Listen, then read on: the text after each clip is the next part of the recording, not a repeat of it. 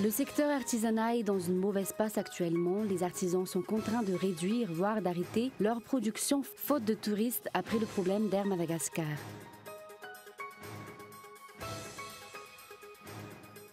Un opérateur de bois précieux ainsi que 2 complices ont été renvoyés devant la chaîne pénale aujourd'hui. Les enquêtes à propos de ce dit Gros Bonnet a déjà débuté en 2013 d'après le Bionco.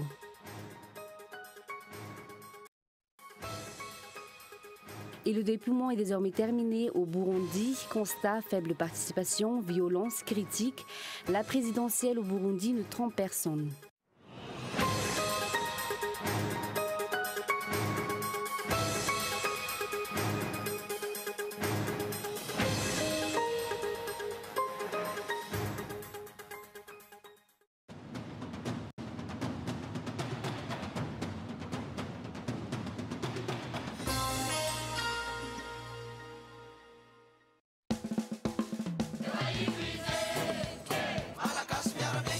Efa niasa ho anao izy. Ary mbola hiasa ho anao. Atolory olokendry no avy ny tanànatsika.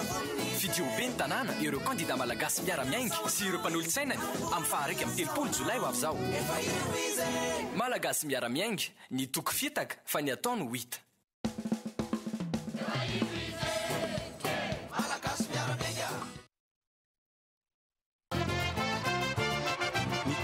Lalatiana Rakotondrasafy dia faly manasantsika vahoaka an'Antananarivo rehetra hanatrika ny fampielezan-kevitra izay ataony ao amin'ny Coliseum Mantsontsombe alahady 9 Jolay 2024 manomboka amin'ny 10 Ramaraina. Hanafanany fotoana Rossi, Siliva, Rabusa, Prancio, Gangsta Bab, Melky, Liana, Sheila, THT, Martura Freedom, Tselatra, Tiara Bruno, Firmin, Ramora Favori, Tongava maro hiara-entana amin'ny Lalatiana Rakotondrasafy ampivoatra ny tanàna anafaka ny tanàna tsy misy fidipidirana Freedom tanànako afaka.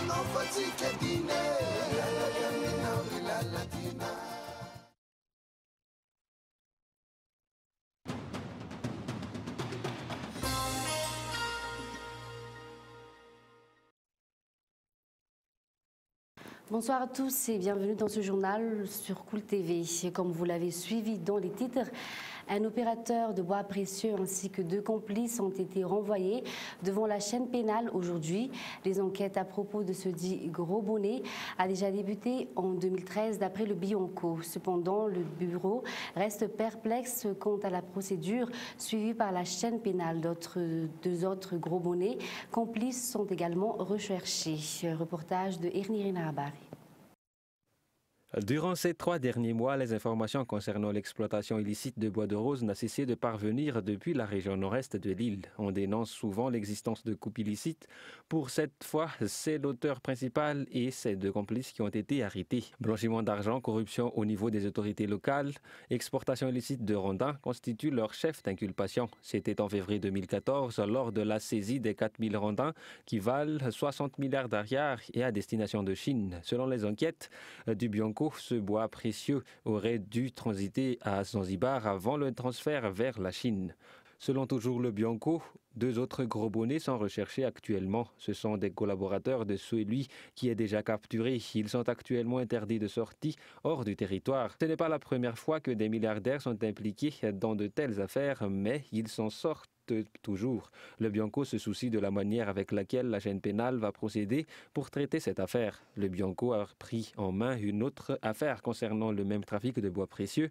Jusqu'à ce jour, la chaîne spéciale prévue pour ces affaires reste en projet inactivé. L'on se demande la raison pour laquelle les députés ont peur d'adopter ce projet de loi sur la chaîne spéciale.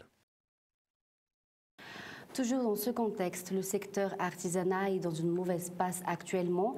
Les artisans sont contraints de réduire, voire d'arrêter leur production faute de touristes.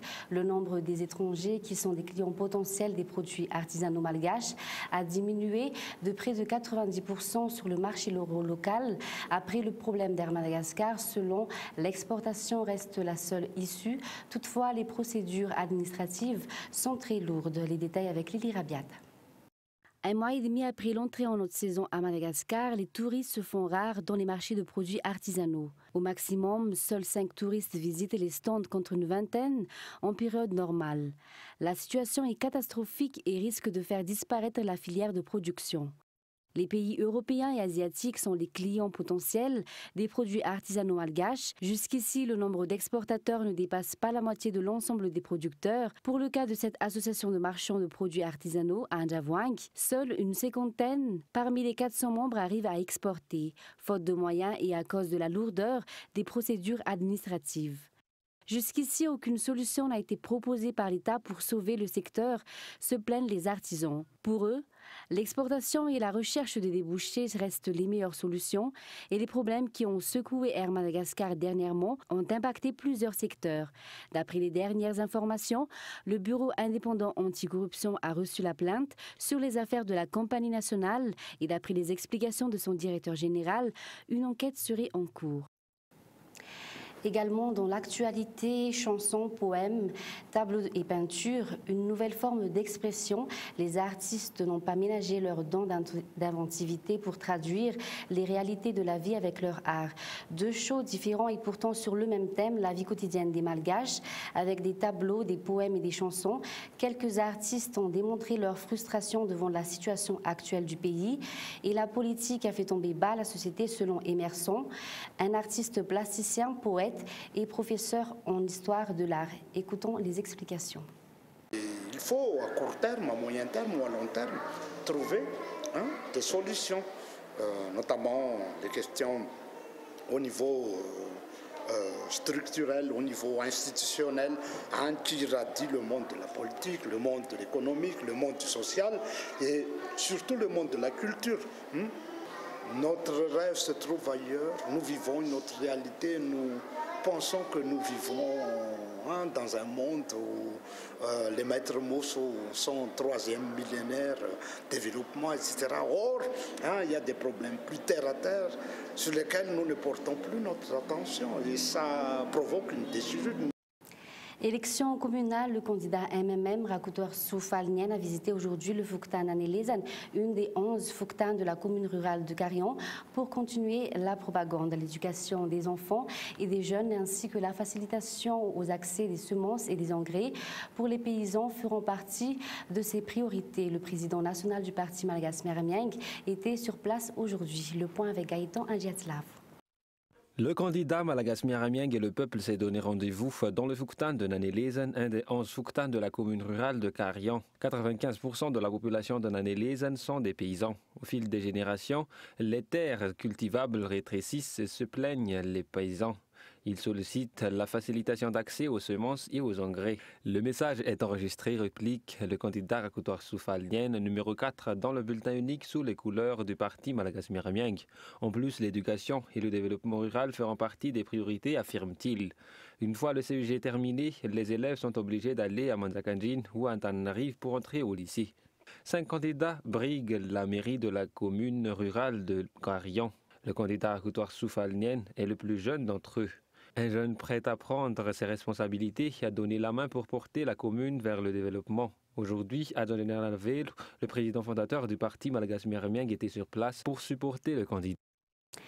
Dans le reste de l'actualité, les universités à Madagascar ne sont pas contrôlées. D'après les explications d'un enseignant à l'université d'Antananarivo, la majorité des universités ne suivent pas les normes requises.